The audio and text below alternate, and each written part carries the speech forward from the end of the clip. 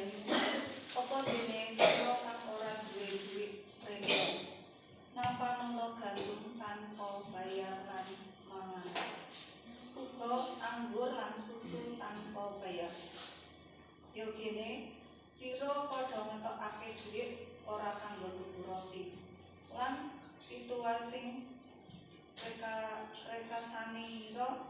ora kanggo tuku barang kang margi padha ngrungokno marang ingsun temah sira bakal padha mangan pangan kang becik sarta sira bakal padha ngrasakake nikmating cecawisan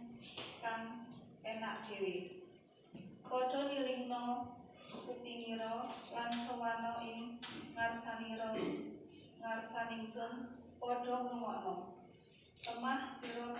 bakal padha urip ingsun arsa nganakake prajanjian kang langgeng kalawan sira kabeh manut setya kang santosa kang sun janjikake marang Daud lah dheweke wis sumetepake dadi seksi tumrap para bangsa dadi ratu lan nyekel paprentahan tumrap para suku bangsa lah sira bakal ngundang bangsa kang sira durung wanuh lan bangsa kang durung wanuh kalawan sira bakal mlayu marani sira